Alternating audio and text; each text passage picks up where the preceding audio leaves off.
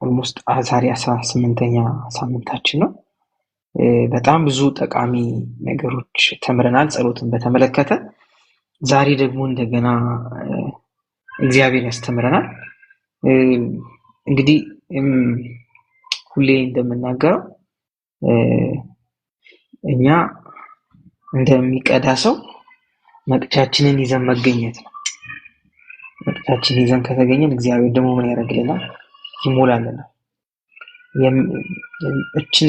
እችን ይዤ ከመጣሁ እችን ይሞላልኛል። ከዛ ደግሞ 2 ሊትር ይዤ ከመጣሁ 2 ሊትር ይሞላልኛል። 10 ሊትር ይዤ ከመጣሁ 10 ይዤ እንደመጣሁት ነው ይሞላል።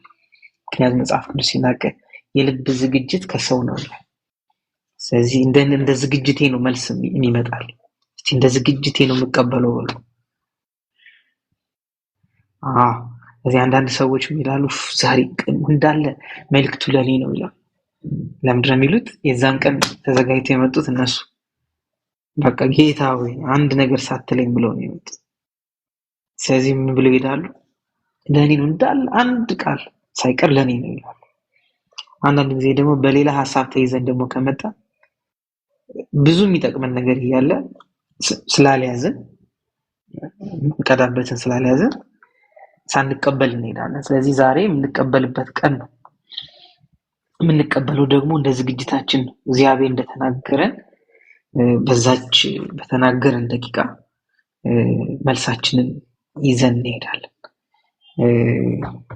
ዛሬ እግዚአብሔር እንደ ሁልጊዜው እንደሚያገለግለን እርግጠኛ ምክንያቱም ዛሬም እግዚአብሔር መልእክት ስለሰጠኝ ስብከት ትምህርት ብቻ ሳይሆን መልእክት ስለሰጠኝ፣ ስለዚህ መልእክቱ ደግሞ ከእግዚአብሔር ቃል አንብቤ ነው የሚጀምረው እና ሁላችንም አንደኛ ሳሙኤል ምዕራፍ 30 ላይ አውጥተን አንብበን እንጀምራለን። ደስተኞች ናችሁ? ዝግጁ ናችሁ? እሺ። አሜን። አንደኛ ሳሙኤል ምዕራፍ 30 ከቁጥር 1 ጀምሮ ነው ማነበው። የምፈልገው ሐሳብ ላይ ስደርስ እናቆማለን፣ ወይም የዛሬው መልእክታችን ላይ ስንደርስ እዛ ላይ ቆመን ጊዜያችንን እንግዲህ እግዚአብሔር ያስተማረንን ያህል እዛ ክፍል ላይ እንማራለን። እንደዚህ ይላል ከቁጥር 1 ጀምሮ አንደኛ ሳሙኤል ምዕራፍ 30። በሶስተኛው ቀን ዳዊትና ሰዎቹ ጺቅላግ ደረሱ። በዚህ ጊዜ አማሌቃውያን ደቡቡን ሀገርና ጺቅላግን ወረው ነበር። ጺቅላግንም ወግተው አቃጥለው ነበር። ሴቶቹን በዛ የነበሩትን ወጣቶችና ሽማግሌዎች ሁሉ ማርከው ወሰዱ። የማረኩትንም ይዘው ከመሄድ በስተቀር አንዱንም አልገደሉም ነበር። ዳዊትና ሰዎቹ ወደ ጺቅላግ እንደደረሱም እነሆ ከተማይቱ በእሳት ጋይታ ሚስቶቻቸው፣ ወንዶችና ሴቶች ልጆቻቸው ተማርከው አገኙ።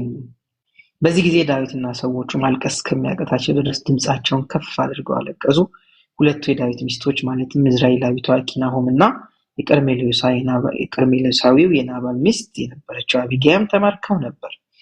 ሰዎቹም ስለ ወንዶችና ሴቶች ልጆቻቸው ነፍሳቸው ተመራ ሊወግሩት ስለተመካከሩ ዳዊት በጣም ተጨነቀ። ነገር ግን ዳዊት በአምላኩ በእግዚአብሔር በረታ። የድሮ ትርጉም እንደሚለው ልቡን በአምላኩ በእግዚአብሔር አበረታ። ቁጥር 7 ከዚያም ዳዊት የአቢሜሌክን ልጅ ካህኑን አብያታርን ኤፉዱን አምጣልኝ አለው። አብያታርም አመጣለት። ዳዊትም ይህንን ወራሪ ሰራዊት ልከተለውን እደርስባቸዋለን ሲል እግዚአብሔርን ጠየቀ። ማንን ጠየቀ? እግዚአብሔርን ጠየቀ። ሰራዊት ስላለው አይደለም፣ ችሎታ ስላለው አይደለም። አይ እግዚአብሔር እሺ እንዴ የምቴ ማይክን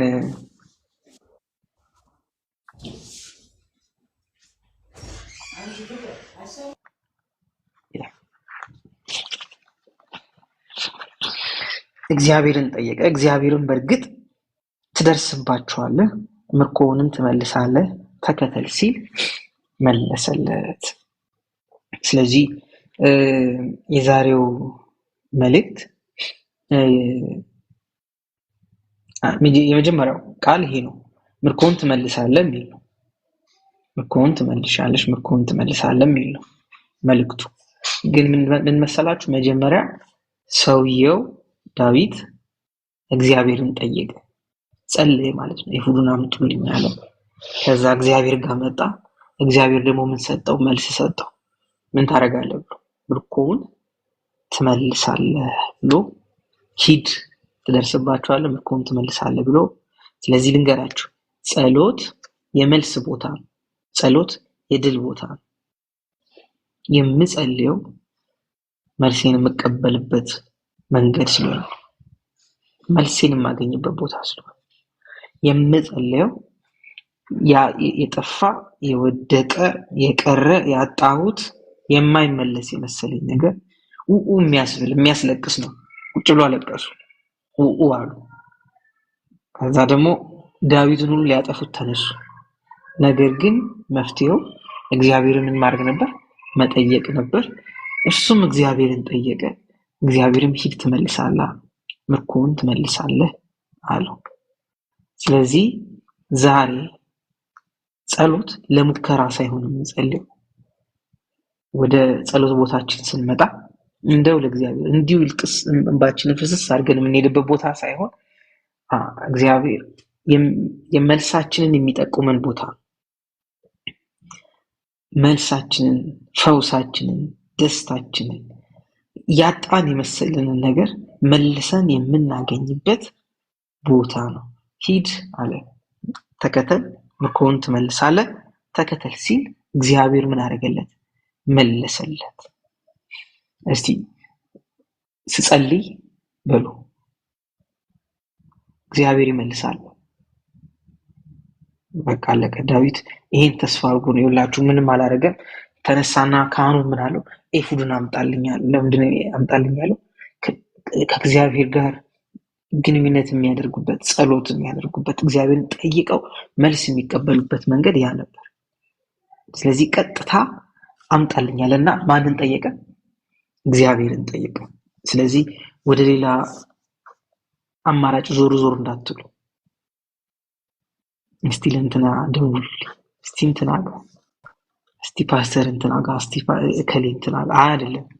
እግዚአብሔር ምን አደረገ? ጠየቀ። በቃ ጨርሷል። ምንም ሰው የለም አካባቢ። ያሉትም ሰዎች ሊወግሩት ነው። እድል የለውም። ያለው የመጨረሻ እድል። እግዚአብሔር ምን አደረገ? ጠየቀ። ይኸውላችሁ ዛሬ ጠይቀን የምንቀበልበት ቀን፣ ዛሬ ጠይቀን መልሳችን የምንወስድበት ቀን።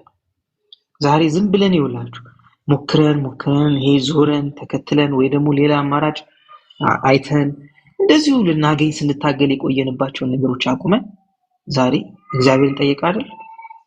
ልክ ዳዊት እንደጠየቀ ፊት ለፊት አባት ሆይ ይሄ ነው፣ እንደዚህ ነው፣ የኔ ጉዳይ ይሄ ነው፣ መልስ ማግኘት ፈልገው በዚህ ነው ብለን ጠይቀን ዛሬ የምንቀበልበት ቦታ ነው።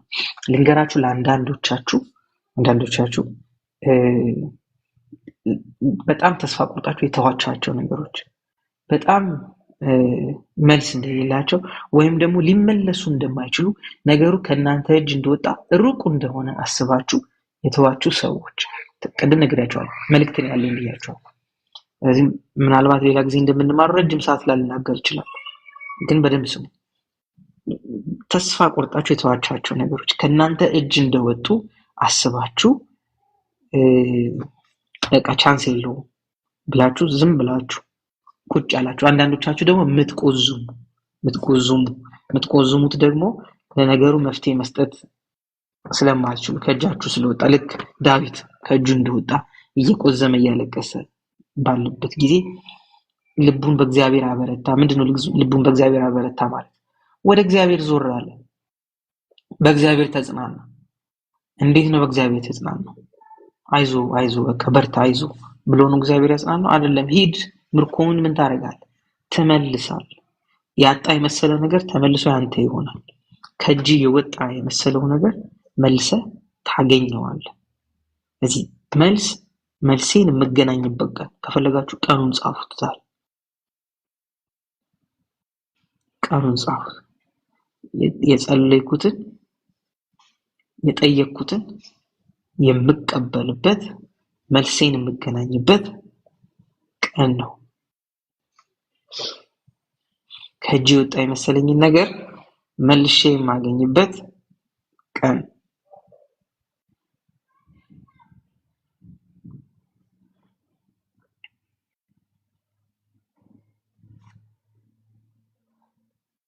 ሌሎች ሰዎች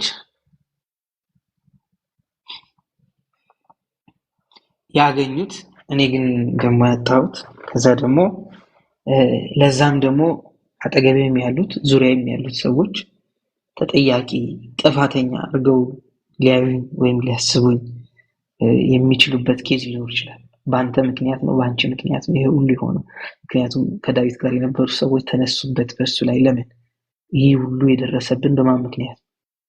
በአንተ ምክንያት። ማንም አልጠራቸውም እኮ ራሳቸው ናቸው እየመጡ ከአንተ ጋር እግዚአብሔር ከአንተ ጋር ነው አንተን እንከተላለን ብለው ከሱ ጋር ምን ያደረጉት? የተቀላቀሉት። እግዚአብሔር ከአንተ ጋር እንደሆነ አውቀናል እያሉ ከየቦታው እየመጡ ከሱ ላይ ገቡት እነሱ ናቸው። ነገር ግን ልክ ችግሩ ሲደርስ በአንተ ምክንያት ነው አሉ። ስለዚህ ከዛ ችግር ውስጥ የወጣው እኔ አይደለሁም እያለ እያስረዳ አይደለም። አታስረዱ፣ ለሰው አታስረዱ፣ ችግራችሁ ለሰው አታስረዱ። ያደረገው እንደሆነ ታውቃላችሁ። እግዚአብሔርን ምን አደረገ? ጠየቀ። እግዚአብሔር ሲጠይቅ ደግሞ እግዚአብሔር ነገሩ የሚመለስበት፣ ነገሩ ወደ እጁ ተመልሶ የሚገባበትን መንገድ ጠቆሙ። እዚህ ዛሬ ጸሎትን ስታስቡ እግዚአብሔር የምንጠይቅበትና ከዛ ደግሞ መንገዱንም ቦታውንም አካሄዱንም የምንቀበልበት እንደሆነ እንድታውቁ እግዚአብሔር ያለን ዛሬ ተናገረን። ይሄ ነው። ኪድ አለው። ትደርስባቸዋለህ፣ በእርግጥ ትደርስባቸዋለህ። አያመልጡም፣ ትደርስባቸዋለህ። ምርኮውንም ደግሞ ትመልሳለህ። ስለዚህ ምን አድርግ? ተከተል።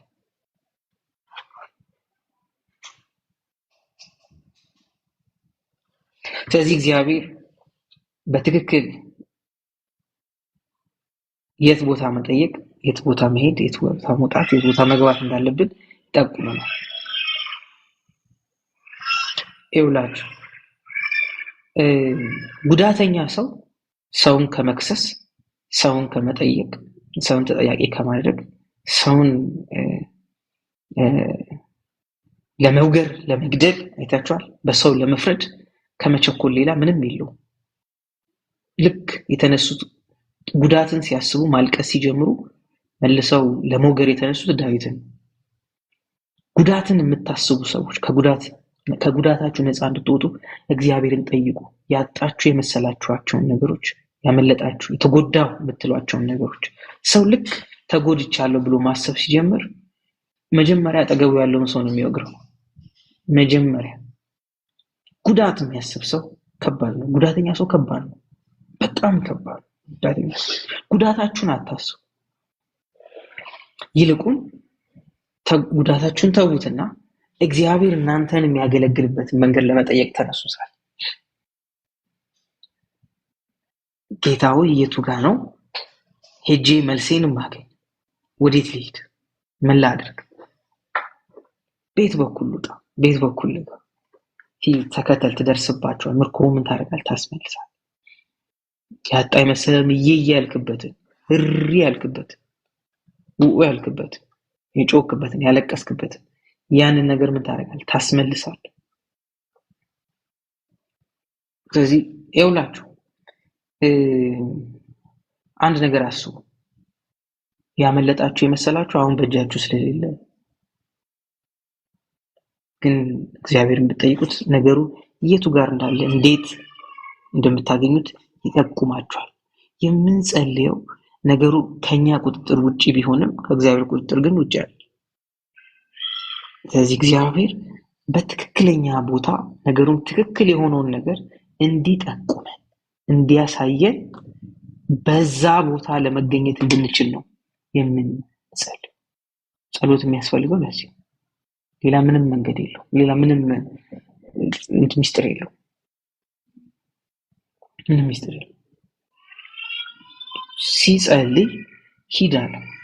ይኸውላችሁ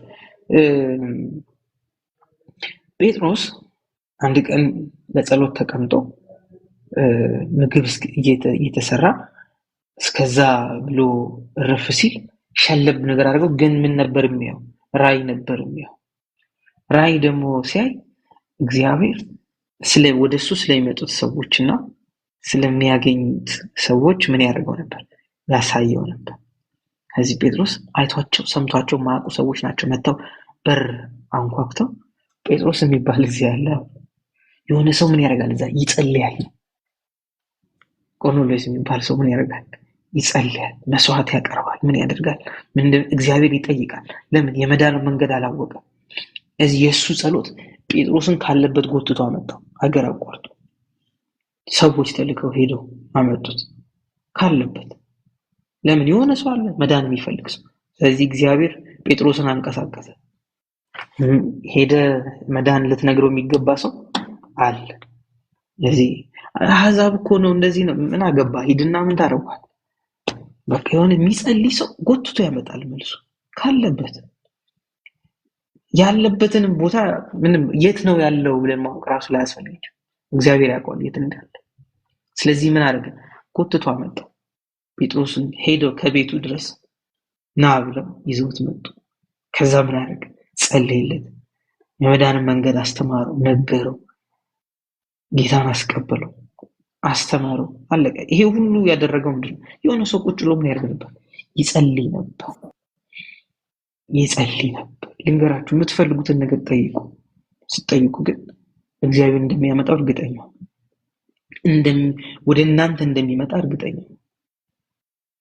አንዳንድ ሰው ይውላችሁ አይኑ አላየውም ማለት ነገሩ የሌለ ይመስለዋል። አይ አላየውትም እንጂ አለ፣ አላየዋቸውም እንጂ አሉ። አይኔ እንደዚህ አላያቸውም እንጂ አሉ፣ መልሶች አሉ፣ ሁሉም አሉ። ሁሉም የምፈልገው ነገር ቅርብ ነው። ልንገራችሁ፣ ፈውሴን አሁን አላየሁት ይሆናል እንጂ አለ አለ። አሁን አካሌ ላይ ያልተሰማኝ ይሆናል እንጂ ፈውሴ አለ። መልሴ ዛሬ አላየሁት ይሆናል እንጂ አለ፣ በእጄ ያለ በደንብ አለ። እጄ ይገባል። ግን ምንድነው? ጠየቀ። ያም ቆርኔሌዎስን ቤቱ ሆኖ ምን አደረገ? ጠየቀ። ዳዊትም ምን አደረገ? ጠየቀ። ማን ጠየቀ? እግዚአብሔርን ጠየቀ። ሊሂድ ወይ? ዳዊት የመጀመሪያ አይደለም ሲጠይቅ። አንድ ጊዜ ደግሞ ለጦርነት ሊወጣ ብሎ ፍልስጤማውያን ሲመጡበት ሊውጣ ወይ ብሎ እግዚአብሔርን ጠየቀው። አዎ በዚህ በእንትኑ በኩል አድርገው ውጣ አለው።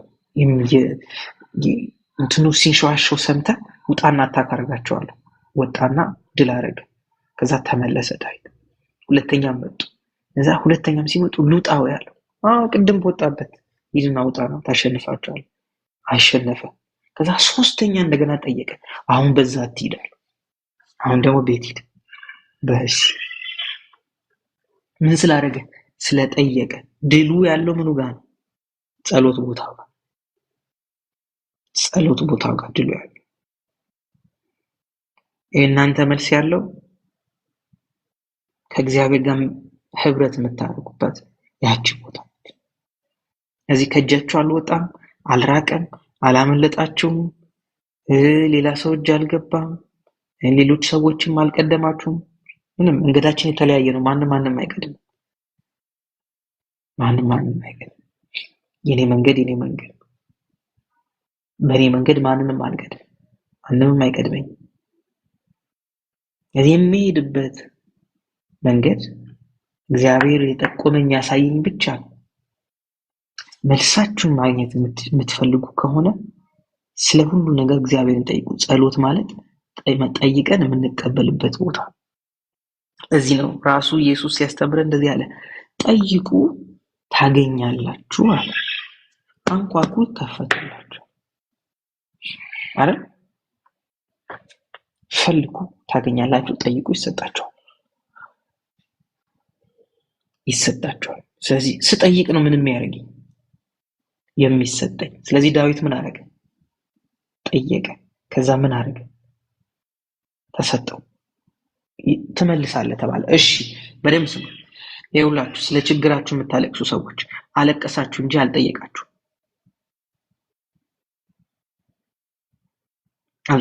መልሳችሁን አልጠየቃችሁ። የኔ ነገር እስከ መቼ ነው እንደዚህ የሚሆነው? አታየኝም ወይ? እንደዚህ አትልኝም? እንደዚህ ሆንኩ፣ ይሄው እንደዚህ ሆንኩ፣ ከሰው በታች ሆንኩ፣ እንደዚህ ቀረው፣ እንደዚህ ብቻዬን ቀረው፣ እንደዚህ ያልኩ።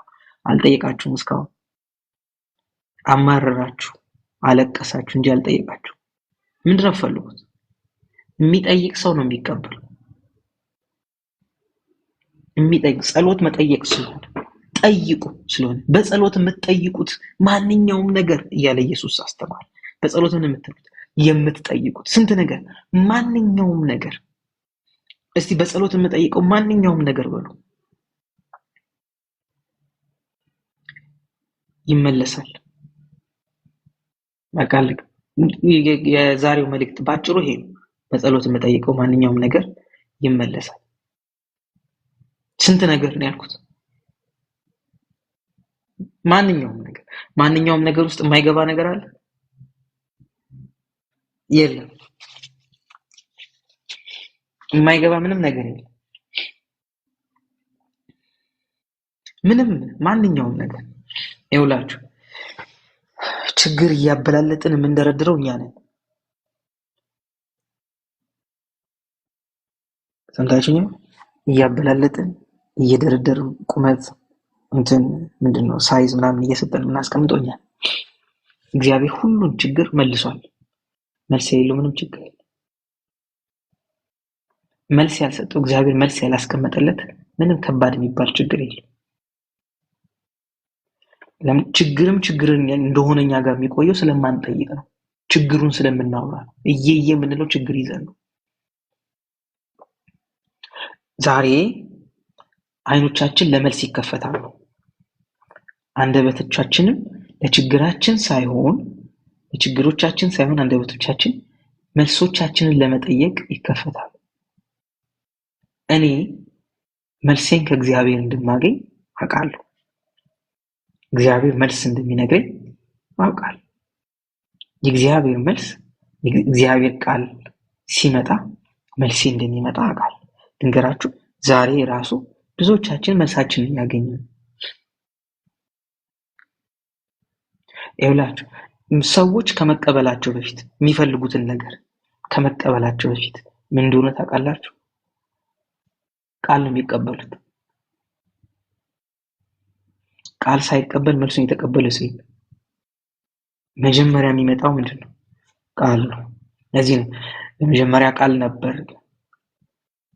ስለዚህ መጀመሪያ እግዚአብሔር የሚሰጠው ምንድነው? ስለዚህ እግዚአብሔር መልሴን ሲሰጠኝ የሰጠኝ ቃል ነው። የእግዚአብሔር ቃል መጣ ማለት እግዚአብሔር መጣ ማለት ነው። የእግዚአብሔርን ቃል ተቀበልኩ ማለት እግዚአብሔርን ተቀበልኩ ማለት። እግዚአብሔርን ከቃሉ ልትለዩት አትችሉም። የእግዚአብሔር ቃል ማለት ራሱ እግዚአብሔር ነው። ከእግዚአብሔር አፍ የወጣው ቃል የእግዚአብሔርን ኃይል፣ የእግዚአብሔርን ክብር፣ የእግዚአብሔርን ማንነት ይዞ ነው የሚመጣው ወደ እኔ። ስለዚህ እግዚአብሔር ቃል ሲመጣ እግዚአብሔር መጥቷል ማለት ነው። ቃሉን ተቀበልኩ ማለት እግዚአብሔርን ተቀብያለሁ ማለት ነው። እግዚአብሔር ያለኝን ካደረኩ ያደረኩት ነገር በሙሉ ከእግዚአብሔር ጋር ያደረኩት ነው። ስለዚህ ዛሬ የምነግራችሁ ነገር ይሄ ነው። ቃል ከመጣላችሁ እግዚአብሔር መጣላችሁ ማለት ነው።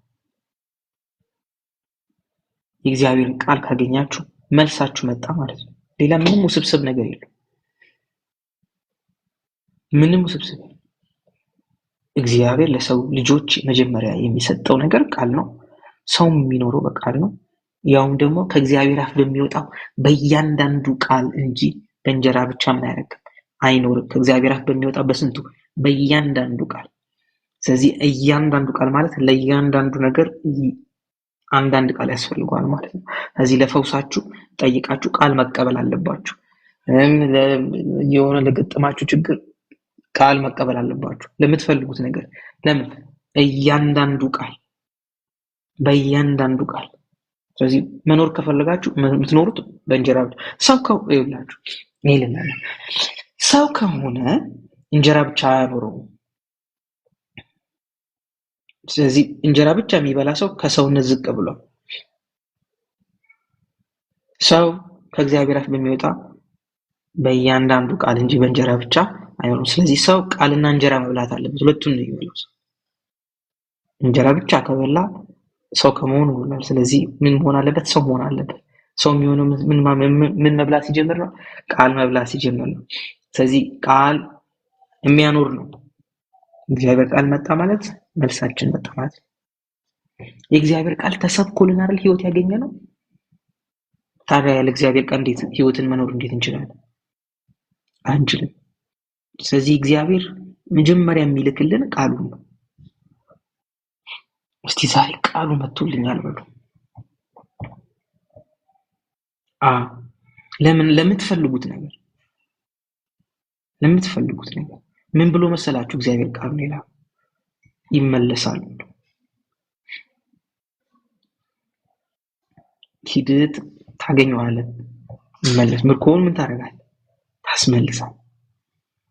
ያጣ የመሰለ ነገር፣ ከእጅ የወጣ የመሰለ ነገር ወይም የመሰለሽ ነገር፣ የማይገኝ የመሰለሽ ወይም የመሰለህ ነገር ምንም ድጋሚ ሁለተኛ እድል የለውም የሚባል ነገር ላይ ምናምን ከደረሳችሁ ምርኮውን ትመልሳለህ ብሏል ጌታ። ቃል አምጥቶልናል። ቃል እኮ የምንጸልየው ሁላችሁ የእግዚአብሔር ቃል እንዲመጣል። ቃል ሲመጣ ጸሎት አለቀ፣ ጨረስን፣ አሜን ብለን ነው የምንነሳው። ቃሉ መጣ ማለት እግዚአብሔር መጣ። ከእግዚአብሔር በላይ ምን ይምጣ? ጸሎት የሚያልቀው የዛን ጊዜ ነው። ልክ ይኸውላችሁ አንዳንድ ሰዎች አዝነው አልቅሰው ምናምን ጌታ እንደዚህ አይነት ቃል ሰጠኝ በቃ ተነሳው ይላሉ። ጸሎቴን ጨረሱ። ለምን? ቃል ከመጣ አለቀ። ምን ትፈልጋላችሁ? እግዚአብሔር መጣ ማለት ነው። ይኸውላችሁ በዚህ በእነ ሳሙኤል ዘመን የእግዚአብሔር ቃል ብርቅ ነበር ይላል። አይሰማም፣ የሚናገር አልነበር ሳሙኤል እስኪመጣ ድረስ። ለምን? ኤሊም አርጅቷል ምናምን ሁሉን ነገር ትቷል። ቲንክ ሶማል ሁሉን ነገር ትቶ ቁጭ ብሎ ነበር።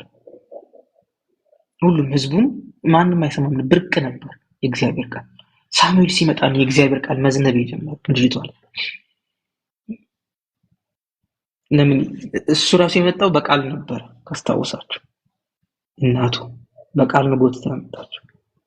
እዚህ ልክ ሲመጣ እግዚአብሔርም ከሱ ጋር በቃል ነው የጀመረው። ገና በወጣትነት እድሜው አቤት እያለ እየሮጠ ይሄዳል ወደ ኤሊ።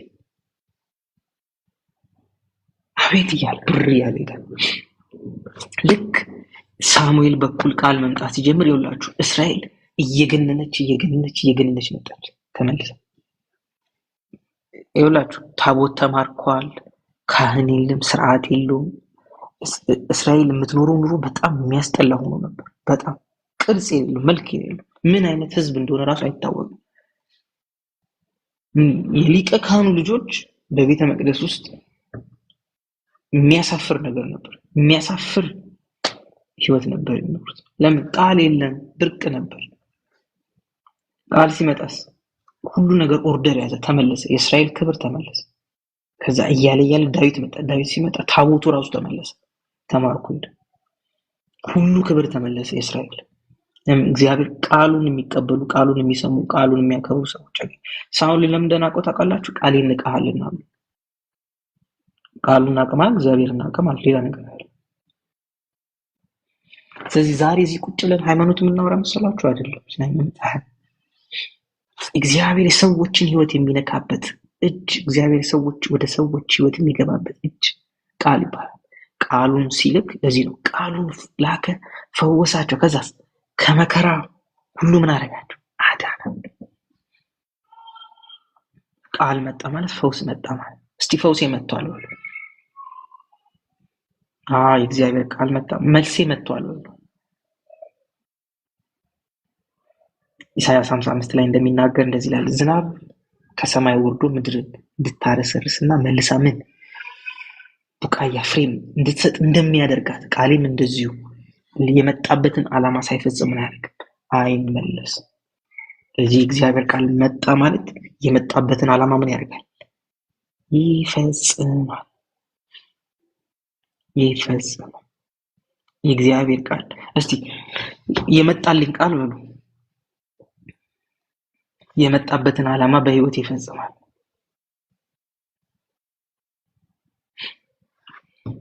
ለችግሬ፣ ለፈውሴ፣ ለምን ነው ብቻ ለምንም ነገር የመጣው ቃል አስተካክሎ አብቅሎ ነው የሚሄደው። አብቅሎ ነው የሚሄደው። ለውጥ የመጣበትን ዓላማ ፈጽሞ ነው የሚሄደው። ይንገራችሁ ዛሬ እስቲ በዚህ ሳምንት አይኖቻችሁን ከችግሮቻችሁ አንሱና የእግዚአብሔር ቃል ላይ ተከሉት። መልሳችሁ ላይ ተከሉት። እስቲ እሱን ብቻ አስቡ። እስቲ ምን ትሆናላችሁ? ምንም አትሆኑም። እስከዛሬ ያሰባችሁ ችግራችሁን ምን ለወጣችሁ? ምንም አልለወጣችሁ። በነገራችን ላይ ችግር በማሰብ መፍትሄ አይገኝም፣ አይኖቻችን ለመፍትሄ እስካልተከፈቱ ድረስ። እዚያ እንደ አጋር ዝም ብሎ ማልቀስ ውሃ ያመጣል። አይን ለመፍትሄ ቃል ወደ መጣው ቃል ስትዞር ነው ምን ያገኘችው? ውሃውን ያየችው። ስለዚህ ውሃው አጠገቧ ነው፣ የምታለቅሰው እዛው ሆና ነው። ለምን? አይኖቿ ለመፍትሄ አልተከፈቱ። ችግር ብቻ ነው የምታየው። ልሞት ነው ብቻ። ስለዚህ ልሞት ነው ተውና እስቲ የቱ ጋር ነው ውሃው በሉ። ስራ ዝግትግት አለብኝ ይላል አንዳንድ ሰው። አይ የቱ ጋር ነው ጠይቅ። እግዚአብሔርን ጠየቅ አይደለ? ጠይቁ እስቲ ጠይቁ። የቱ ጋር ነው ስራ ያለው? ለምን ከጠየቅን ይነግረናል። የእንትኑ ምንም ቁልፍልፍ አለ እንትን ምንም የሀገሪቱ ሁኔታ እንትኑ የዓለም ሁኔታ አሁን ሁሉ ነገር እየከበደ ነው። አይ እስቲ ቀላሉ መንገድ የቱ ጋር ነው ጌታ ያሳየን በሉ። ጠይቁ እስቲ። ስትጠይቁ ነው ቃሉ የሚመጣው። የማይጠይቅ ሰው ምንም ስላልጠየቀ አይቀበልም። የሚጠይቅ ሰው ነው የሚቀበል። ስትጠይቁ መልሳችሁ ይመጣል። ስትጠይቁ ፈውሳችሁ ይመጣል። ስትጠይቁ ታገኛላችሁ። ጸሎት ጠይቆ መቀበል ስለሆነ ሐዘንተኛ ከሆናችሁ በደንብ ስሙ። ሐዘንተኛ ከሆናችሁ ችግራችሁን በጣም የምታስቡ ከሆነ ጉዳታችሁን የምታስቡ ከሆነ ስለ ጉዳታችሁ መልሳችሁ የምታወሩ ከሆነ ጉዳታችሁ ላይ የምታተኩሩ ከሆነ ለእናንተ ከባድ፣ በጣም ከባድ ነው ለእናንተ። በጣም ከባድ ነው ለእናንተ። ልክ ዳዊትና ጓደኞቹ ሊወግሩት አይደል የተነሱ። ከሰው ራስ ሰው ለሁሉ ችግራችን ሰው ይመስላል። ለዚህ እንትን አድርገውኝ ነው፣ ጠልተውኝ ነው፣ እንደዚህ ብለውኝ ነው፣ ስለሚቀኑብኝ ነው፣ በዚህ ገብቶ በዚህ ወጥቶ እንደዚህ አይወዱኝም፣ እንደዚህ ያገሉኛል፣ እንደዚህ ሁሌ ሰው የምናስበው ጉዳተኞች ስለሆኑ ጉዳት ስለምናይ ወደ መልስ ብናዞርስ፣ ወደ እግዚአብሔር ብንዞርስ፣ ብንጠይቅስ እግዚአብሔር ምንድነው ብለን ብንጠይቅስ መልሳችንን እንቀበላለን። መልሳችንን እንቀበላለን። ስለዚህ ምንም አላረዝምባችሁም። ምንም ሌላ ነገሮች አልነግራችሁም። የምነግራችሁ ዛሬ በልቤ ያለውም ሐሳብ ይሄ ነው። እግዚአብሔርን ጠይቁት፣ መልሳችሁን ትቀበላላችሁ። ጸሎት የመልስ ቦታ ይውላችሁ። የሚጠይቅ ሰው ነው ሁለተኛ እድል እንኳን የሚያገኝ። የሚጠይቅ ሰው ዳዊት ስለጠየቀ ኤፉድን አምጡልኛል። ወዴት መመለስ ልቡን ወዴት መመለስ እንዳለበት ማለት አወቀ። ስለዚህ ልክ ሲመልስ መልስ አገኝ። ወደዛ እግዚአብሔር ምን አደረገ? ጠየቀ። መልስ የት እንደሚገኝ ምን አድርጓል? አውቋል። ስለዚህ ራሱን መንጨት፣ ጥፋተኝነት፣ በደለኝነት እኔ እንደዚህ ሆኜ እንደዚህ ልንገራችሁ፣ በህይወታችን ላይ ሁላችንም የሆነ ቦታ የሆነ ቀን የሆነ ነገር ስተናል። የሳትነውን ነገር እያነሳን ራሳችንን ብንደበድብ መልስ አይደለም እሱ። ለሚቀጥለውም ቀናችን ምንም የሚጠቅመን ነገር የለም። ዳዊት እንደዛ ከማድረግ ያቆመው እና ወደ እግዚአብሔር የዞረው መልሱ የት እንዳለ ስላወቀ። መልሳችሁን ማግኘት ትፈልጋላችሁ? ተው ራሳችሁን እንትን ማለት መክሰስ። በልኝ እኔ ማረም እኔ እንደዚህ ሆኜ እዚህ ገብ ስንት ጊዜ እንደዚህ ያደረኩት እግዚአብሔር እንደዚህ ብያለሁ እንደዚህ ያልከያለሁ በቃ ቤተሰቦቼ እንደዚህ ያርግላል። እስቲ ተውት። እግዚአብሔር ድል እየሰጣችሁ ነው። እሱን ተውትና ሁለተኛ ድል ሰጥቷችኋል። እግዚአብሔር ተነሱ እስቲ ይሳል። እግዚአብሔርን ጠይቁ። ቤት በኩል ልሂድ፣ እንዴት ላስተካክል፣ እንዴት ልቀይረው፣ እንዴት ልለውጠው። ቃል ይሰጣችኋል እግዚአብሔር። በዚህ መንገድ ልንገራችሁ፣ ሰው ብዙ ጊዜ ሊያዝንብን ይችላል። ያው በዚህ ምድር ላይ ስንኖር ከሰዎች ጋር በብዙ መንገድ ልንግባባ ላንግባባ፣ ሰዎችን ልናሳዝን ላናሳዝን ምናምን የምንችልባቸው መንገዶች ብዙ ናቸው። እሱም ሁሉ ከቆጠርን ግን እንደኛ አሳዛኝ ሰው የለም። ለምንድን ነው መሰላችሁ? እየኖርን ያለነው ያለፈው ትላንት ላይ ስለሆነ። ትላንትን መኖር ደግሞ ከባዱ ነገር ምንድን ነው መሰላችሁ? ለማደስ ለማስተካከል ራሱ እድል ቢሰጠን፣ ለማስተካከል ራሱ ትላንትን እድል ቢሰጠን ሁሌ እየተመለሰን እያደስን ዛሬ መኖር አንችልም። ስለዚህ ታውት የትላንቱ ትላንት ቀረ። እግዚአብሔር ስለሚወደን አዲስ ቀን ሰጠን። ስለዚህ ትላንቱን ካበላሸን ዛሬ አዲስ ነገር መጻፍ እንችላለን። ዛሬ አዲስ ነገር መጀመር እንችላለን። ዛሬ አዲስ መንገድ መሄድ እንችላለን። ስለዚህ ዳዊት ራሱን መውቀስ ጀመረ፣ ማልቀስ ማለት ጀመረ። አብሮት ያሉትም ሰዎች እንደውም አንተ ነህ ለዚህ ሁሉ ያበቃህ፣ አንተ መሞት አለብህ፣ ስለዚህ መሞት አለብኝ፣ እንደዚህ ማለት አለብኝ፣ እኔ በቃ ብሞትስ ምናምን ያለባቸው ቀኖች ሊኖሩ ይችላሉ። እግዚአብሔር ግን ዛሬ ቃል እየሰጠን ነው። ቃል ሰጠን ማለት ሰከንድ ቻንስ ነው። ቃል ሰጠን ማለት አዲስ ጅማሬ ነው። ቃል ሰጠን ማለት ፍሬሽ ስታርት ሰጠን ማለት እንደገና መጻፍ እንችላለን፣ እንደገና መጀመር እንችላለን፣ እንደገና መሄድ እንችላለን።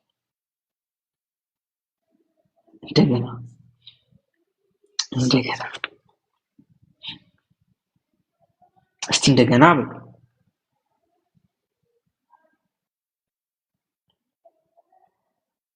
ይኸውላችሁ ማንም ሰው ምንም ነገር ማስደገም አይችልም። እንደገና ምንም ነገር መመለስ ማምጣት አንችልም። እግዚአብሔር ብቻ ነው እንደገና የሚሰጠን።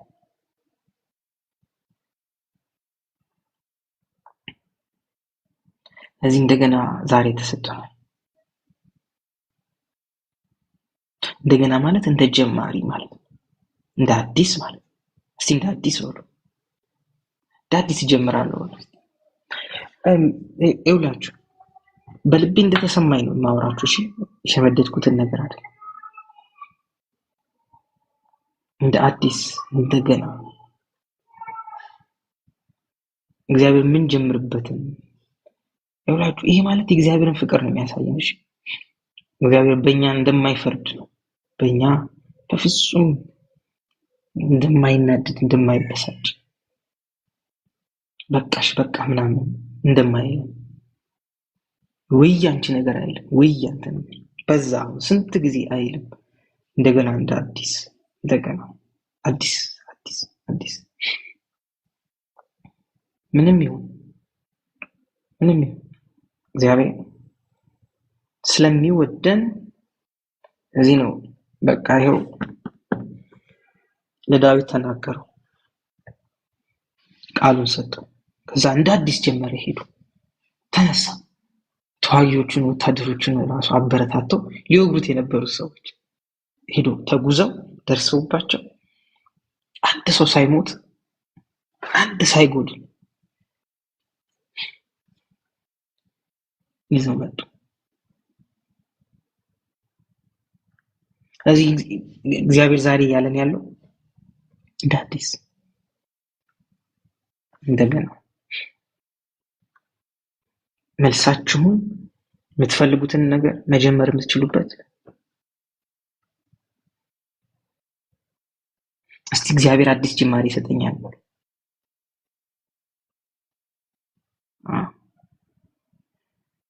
ይኸውላችሁ ምንም ያህል ብትጸጸቱ ልትቀይሩት አትችሉም። ያለፋችሁበት ጸጸት ምንም ሊለውጥ አይችልም። ለውጥ ያለው ምን ጋር እንደሆነ ታውቃላችሁ? እግዚአብሔር የሚነግረን ቃል። ስለዚህ እግዚአብሔር ሊጸልይ መጣ። ዳዊት አዲስ ጅማሬ ሰጠው። ሂድ አለው። ጀመረ። እንደገና ሄዱ። ሁሉንም አገኘ። ምንም ያጣ የለም። ይኸውላችሁ አጠዋለሁ በቃ አምልጦኛል አትበሉ። ምንም ብታመጡ እሱ እንዳመለጣችሁ ማንም ያውቃል። አጠገባችሁ ያሉትን ሰዎች ያውቃል። ሁሉም ያውቃሉ። ምንም አታመጡ እሱን ብታወቁ። የሚያስፈልጋችሁ ግን ምንድነው? ነገሩ እንዲመለስ ነው እንዲሆን ነው ወይስ አጣው እያሉ ማልቀስ ነው? የምትፈልጉት ምንድነው? እናንተ የምትፈልጉት በቃ እሱን ነው እግዚአብሔር የሚነግራችሁ። ዳዊት የሚፈልገው ምን ነው? ቤተሰቦቹ፣ ሚስቶቹ፣ ልጆቹን አይደል? እግዚአብሔር የመለሰለት እሱ ነው። ያለቀሱት እሱን አጣው አይደለ? ሁሉም ተማርኮባቸው ያለቀሱት እግዚአብሔር የመለሰላቸው የተማረከባቸው ግን አልጎደለም። አንዳች ሳይጎድል የተመለሰላቸው። ስለዚህ ልንገራችሁ አጣሁት እንዳትሉ። አጣሁት መንገዱን አሳየኝ ብሎ ለምን እግዚአብሔር የሚነግረን ቃሉን ስለሆነ። ስለዚህ ዳዊትም ያለው ልሂድ ወይ ልከተል ወይ ነው ያለው። ለምንድን ነው ልሂድ ልከተል ያለው? ለማግኘት ለመመለስ። እግዚአብሔር ማው ሂድ አለ። በዚህ በኩል ሂድ ትመልሳለህ።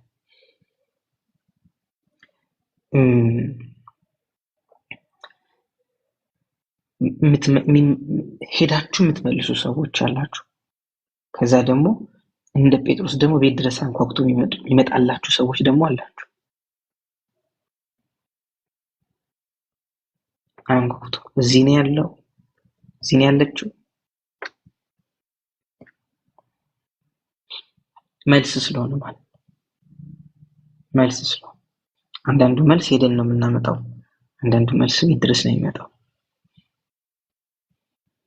ልክ ጴጥሮስን ታስሮ ሲጸልዩ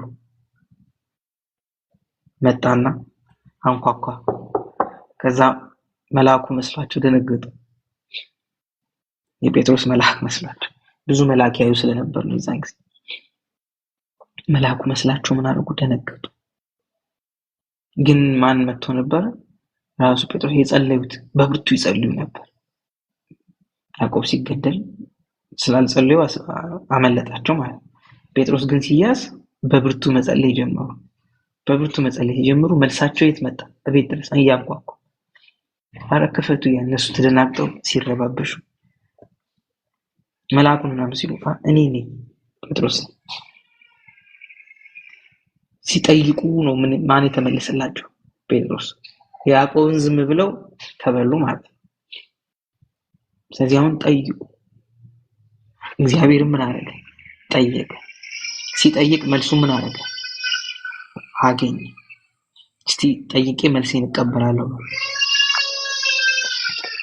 ፈውሴን እቀበላለሁ።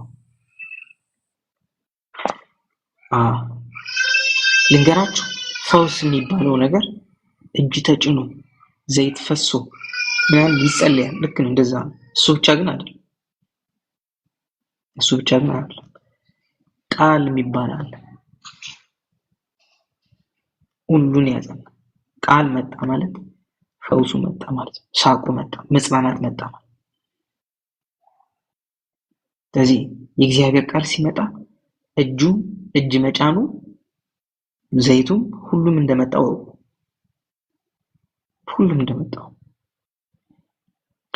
ልንገራችሁ። ይህን በደንብ ግልጽ ላድርግላችሁ። ዘይትና እጅ መጫን ለሚጸለይለት ሰው እምነት ነው እንጂ ፈውሱ ያለው ዘይቱና እጁ ላይ አይደለም። ሰውየው ተነካው በዚህ ደረጃ ስለሚያምን ማለት ነው። ተነካው፣ ዘይት ተደረገልኝ ብሎ እምነቱን ኢንቨስት ስለሚያደርግ እዚህ ላይ ዘይት ፈሶ ነው የተጸለየልኝ ብሎ እምነቱን እዚህ ላይ ኢንቨስት ስለሚያደርግ ነው እንጂ የሚፈውሰው ዘይቱም አይደለም እጁም አይደለም ሰውየውም አይደለም። ስለዚህ ልንገራችሁ፣ አሁን ቃል እየተሰበከ አሁን ቃል እየመጣ የእግዚአብሔር ቃል ስለመጣ እግዚአብሔር ስለሆነ የመጣ ፈውሳችሁ መቀበል ትችላላችሁ። መልሶቻችሁን መቀበል ትችላላችሁ። የጠየቃችሁትን መልስ መቀበል ትችላላችሁ። ጥያቄው ምንም ይሁን መልስ አለ።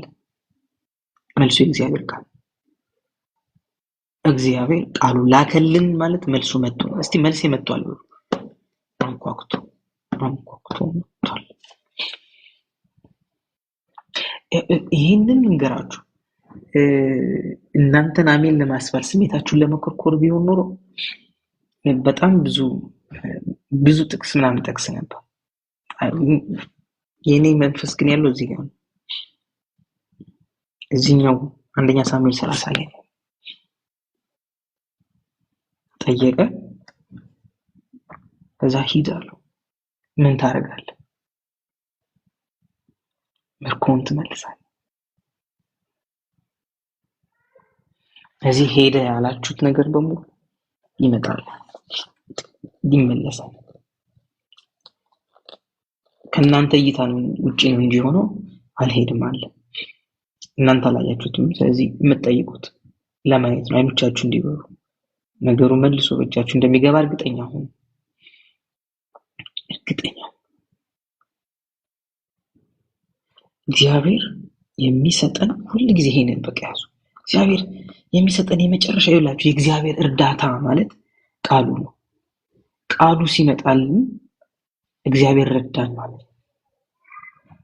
ሌላ በምንም አይረዳም። ይላችሁ እግዚአብሔርና ቃሉ አንድ ከሆነ ቃሉ ለከልን ማለት እግዚአብሔር መጣ ማለት ነው። በምን ይርዳን ከዚህ በላይ? እዚህ ነው ይሄ የገባው ሰው ብቻ የእግዚአብሔር ቃል ይመጣል። ብቻ እግዚአብሔር አንድ ቃል ይናገራል። እግዚአብሔር ብቻ ቃል ይስጠን። ለምን ቃል ሰጠን ማለት መልስ አገኘን ማለት መልሳችን ተመለሰ። እዚህ መልሳችሁ ሩቅ አይደለም፣ መልሳችሁ ቅርብ ነው። አትንከራተቱ፣ ሌላ ቦታ አታልቅሱ፣ ሌላ ነገር አትቆፍሩ፣ ሌላ ምናምን የራሳችሁን እንትን ብልጠት ምናምን አትሞክሩ። የእናንተ ብልጠት ምንም አይሰራም፣ ምንም አያደርግላችሁ በብልጠት ስላልሆነ ማለት እግዚአብሔር መልስ የሚሆን ነገር በቃሉ በኩል ይሰጠናል።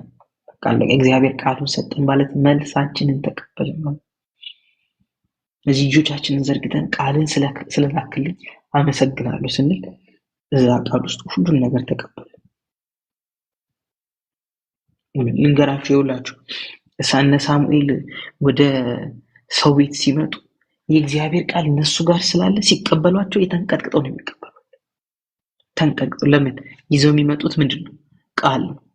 ቃሉ ከመጣ ማን ይመጣል? እግዚአብሔር ይመጣል። ስለዚህ ምንድን ነው ያደርጉት ታውቃላችሁ?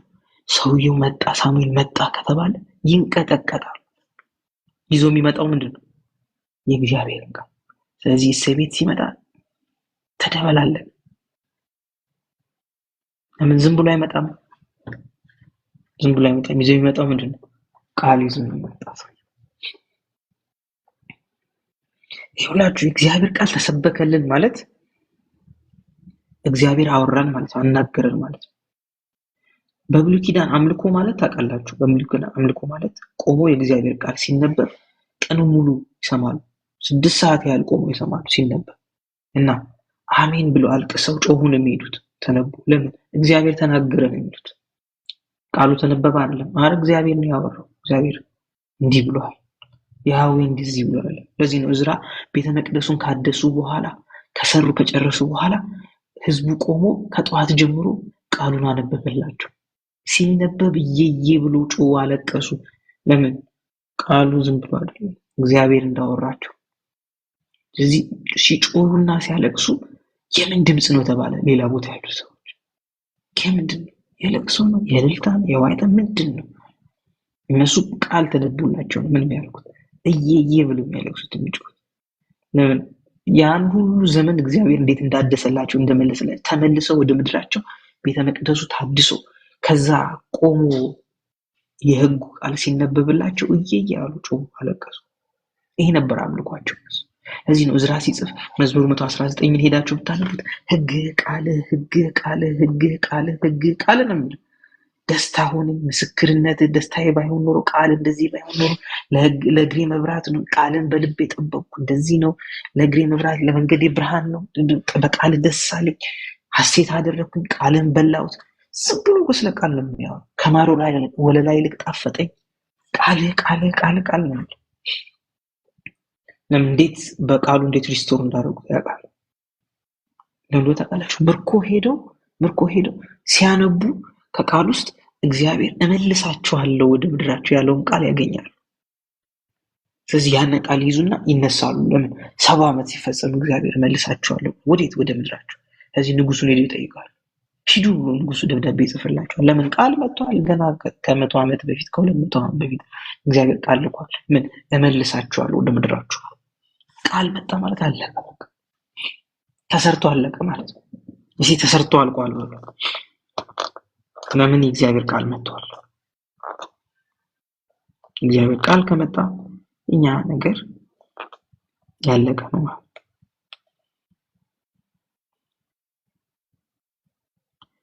ስለዚህ ፈውሳችሁ ተሰርቷል፣ ሰላማችሁ ተሰርቷል፣ ጤንነታችሁ ተሰርቷል፣ ደስታችሁ ተሰርቷል፣ እረፍታችሁ ተሰርቷል።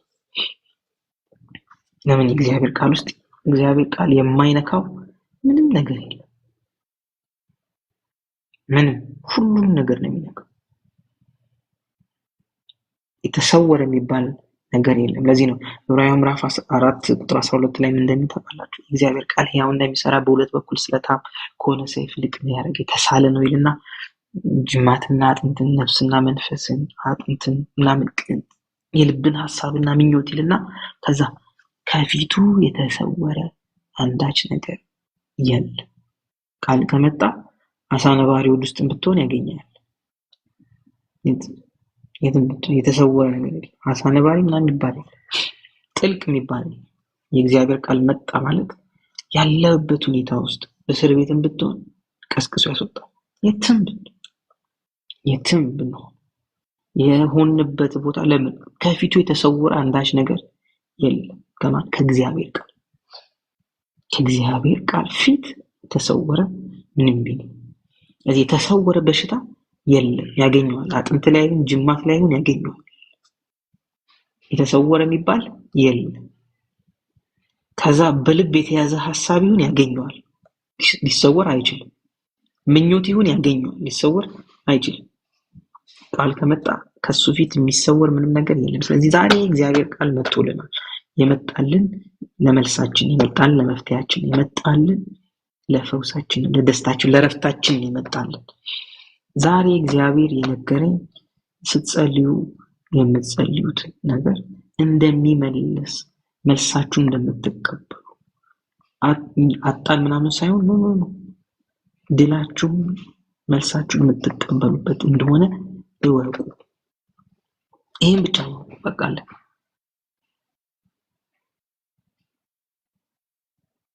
የምትፈልጉት አጣችሁት ምናምን ገና ደግሞ ምንም ያልሞከራችሁት ነገርም ከሆነ ጀምራችሁ ማጣት ሳይሆን ነው እንደው አልጀመራችሁ በፍርሃት ያላችሁ ብጀምረው እንደዚህ ይሆንብኛል ብላችሁ አይ ጠይቁ፣ ሂዱ ታገኙታላችሁ ይላል። ሂዱ ይሳካላችኋል፣ መንገዱ ይሄ ነው ይላችኋል። አትፍሩ። እስቲ እግዚአብሔር እንዳለ ሰው ኑሩ። ምንም እድል እንደሌለው ሰው አትኑሩ። አይ ሰው አለኝ ሰው የለኝም አይ ችግር የለውም እሱን ተውትና እግዚአብሔር እንዳለው ሰው ነው። እስቲ እግዚአብሔር አለ። ስለዚህ ምንም ችግር የለም። ብትስቱ ራሱ የሚያነሳችኋል። እስቲ እናንተ ሂዱና ሰዓት ውስጥ ይሁን እስቲ ሞክሩት እስቲ ማለት ሂዱና ሰዓቱት እስቲ ሂዱና ሰዓቱት የሚረዳን የሚደግፈን ስላለ ማለት ችግር ነው። ብዙ የሳቱ ሰዎች አሉ። ግን ምን እንዳለ ታውቃላችሁ? እግዚአብሔር የሳት አይመለስም ይላል። ምን ያለ የሳት ምን ያርጋል? ይመለሳል። ይወደቀስ ይነሳል። ለምን? እግዚአብሔር እንደገና ስለሚያ ሁለተኛ እድል በመስጠት ስለሚያ ሁለተኛ ብቻ አይደለም ሶስተኛ ይሰጣል፣ አራተኛ ይሰጣል፣ አምስተኛ። ለዚህ ነው ጻድቅ 7 ጊዜ ይወድቃል ከዛ 8ኛ ላይ ሊተው ነው አይደለም። ፍጹም በቃ መነሳት አይችልም ተብሎ ጻድቅ ቢነገር ወድቋል ቃለቀለት ይባል ምን ያደርጋል? ይነሳል። ከባድ ነው ለጻድቅ። ኃጢአተኛ ነው ከወደቀ የማይነሳ። ጻድቅስ ደግሞ ይነሳል። ሳምሶን ትዝ ይላችኋል? የወደቀው ወዳደቁ ከባድ ነው ግን ተነሳ። የተነሳ ቀን ደግሞ በቁሙ በህይወት እያለ ከገደላቸው በሞቱ ከገደላቸው ምን አሉ? በዙ በለቱ። ጻድቅ እንደገና ይነሳል። ጻድቅ እንደገና እድላለሁ። እዚህ አትፍሩ። ምን ሆናለሁ ብላችሁ ትፈሩት? እግዚአብሔር እጅ ላይ ናችሁ። አድሩ፣ ተናገሩ፣ ጀምሩ፣ ሂዱ፣ ጠይቁ እግዚአብሔር። በጠየቃችሁት ነገር ባገኛችሁት ነገር ትሳካላችሁ። ምንም ችግር የለው። ምንም ችግር የለው። ምንም ችግር የለው። እግዚአብሔርን ብቻ ቃል ስጠኝ በሉት።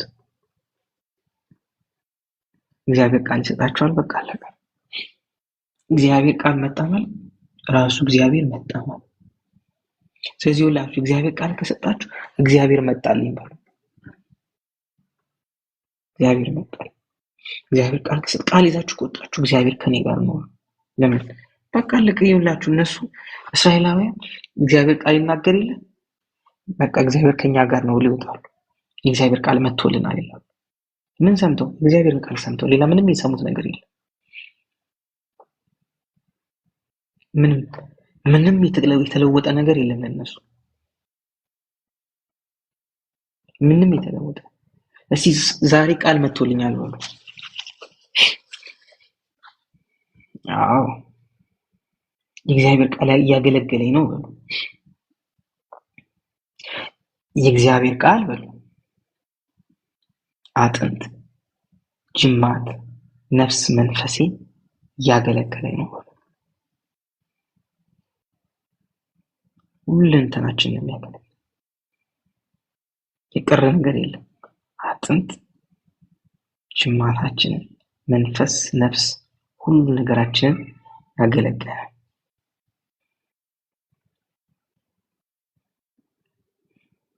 ስለዚህ ዛሬ ለእግዚአብሔር ቃል ነው እኔ የምተዋችሁ።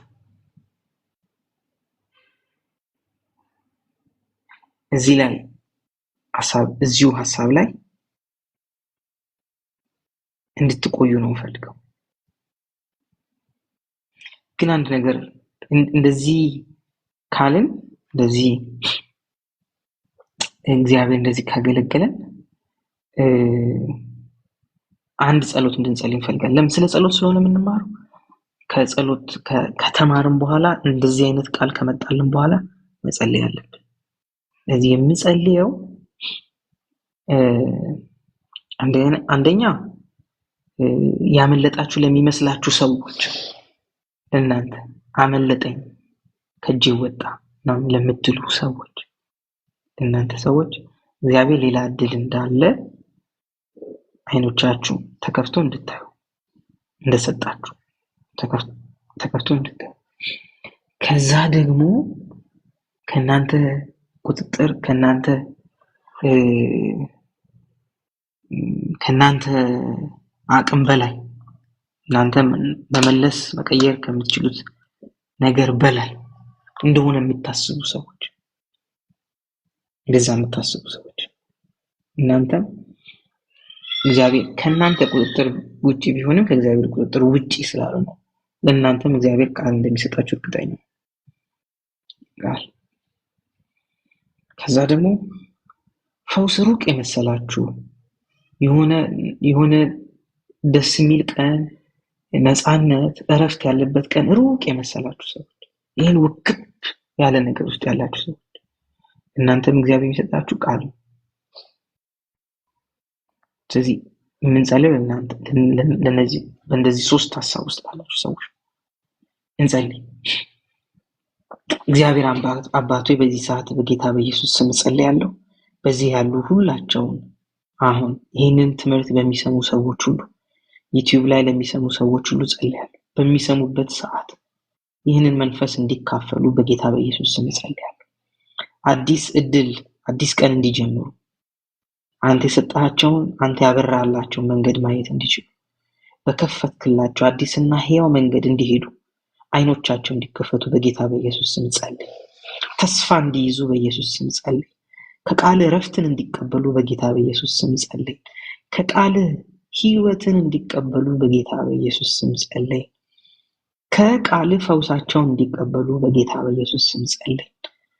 ሁለተኛ እድል እንዳላቸው አይኖቻቸው ተከፍቶ በርቶ ማየት እንዲችሉ እንዲነሱ እግዚአብሔር ቃል ላከልኝ፣ እግዚአብሔር ከኔ ጋር ቆመ፣ እግዚአብሔር መጣልኝ፣ የእግዚአብሔር ቃል ወደ እኔም እንዲመጣ እንዲህ ብሎኝ ተፈውሰሻል፣ ድነሻል፣ ቆመሻል፣ ተለውጠሻል፣ አሸንፋል፣ ድል አድርጋል፣ ነፃ ወጥተሃል የሚል ቃል መጣልኝ ብለው እንዲቆሙ ቃል ዛሬ እንዲያገለግላቸው በያሉበት ሁኔታ ውስጥ ገብቶ እንዲያገለግላቸው በኢየሱስ ስም ጸልይ።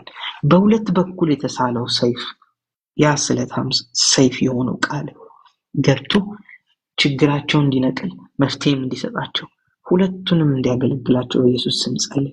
ቃል ከመጣላቸው ቃል ስለመጣላቸው ቃል ለነሱ ከመምጣቱ የተነሳ መንገዳቸው፣ ህይወታቸው፣ አካሄዳቸው ሁሉ ስለተቀየረ አመሰግናለሁ።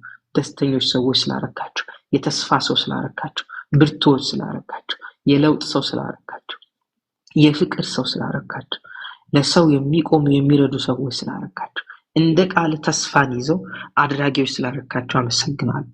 የተወሰደ የመሰላቸው ያጡት የመሰላቸው ነገር ሁሉ ተመልሶ በእጃቸው ስለሚገባ አመሰግናለሁ። እግዚአብሔር አምላክ ለድንቅ ምስክርነት ስለምታቆማቸው አመሰግናለሁ። በእጃቸው ስለሚገባ ቤታቸው ድረስ ስለሚመጣ እያንኳኳ ስለሚመጣ አሜን መልስ መጣ ብለው የሚቀበሉበት ቀን ቅርብ ስለሆነ አመሰግናለሁ። ይህንን ደግሞ ለምስክርነት ስለምናይ ስለምንበቃ ሁላችን በዚህ ያለን በዚህ ቀን የመጣው ያገለገለን ቃል የመጣልንን መልስ ስለምንሰማ እናመሰግናለን። አንተ የተናገርከው ነገር ሁሉ ሳይፈጸም እንደማይቀር እውን ነው። ዛሬ ይህን ቃል ነግረናል። ይህ ተፈጽሞ ስለምናይ እናመሰግናለን። ነገሮቻችን በእጆቻችን የሚገቡበት ቀን ቅርብ ስለሆነ አሁን ዛሬ ስለሆነ ወደ ቤታችን ስለመጡ ወደ በራችን ስለመጡ እኛም ተነስተን ወደ መልሳችን ስለተራመድን ምርኮቻችንን ሁሉ ስለሰበሰብን እናመሰግናለን። በብዙ ምርኮ መተን እንዘምራለን፣ እናመሰግናለን፣ ከፍ እናደርጋለን። ስለሰጠህን ቃል ስለሰጠህን መንፈስ እንባርካለን። በዚህ ያሉትን ሁሉ ስላገለገልክ፣ ስላጽናና፣ ልባቸውን ስላበረታታ፣ አይኖቻቸውን ለተስፋ እንዲከፈት ስላረካ አመሰግናለሁ። እግዚአብሔር አምላክ የሰውን ልብ የውስጥ ሐሳብ የምታውቅ አንተ ነህ። ለእያንዳንዱ ሰው በዚህ የተናገርክ አንተ ነህ። እግዚአብሔር አምላክ ስለፈሰሰው ጸጋ ስለፈሰሰው ቃል እናመሰግናለን። መንፈስ በዚህ ሆኖ ሰዎችን እያከመ እየለወጠ እያጽናና እያበረታ ሁለተኛ እድል እየሰጠ ፍሬሽ ስታርት እየሰጠ ስላለ አመሰግናለሁ። አሜን። ለብዙ ሰዎች ፍሬሽ አዲስ ጅማሬ ስለሆነ አመሰግናለሁ። አዲስ ጅማሬ እንደ አዲስ ዛሬ እንደተወለደ ሰው ዛሬ ነገ ወጥተው ስለሚጀምሩ ህይወታቸውን አመሰግናለሁ።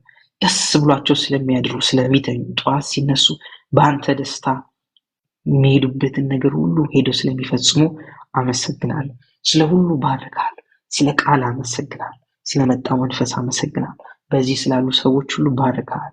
በጌታ በኢየሱስ ስም አሜን። ኮክሻዬ ላንቺ ልመልስ።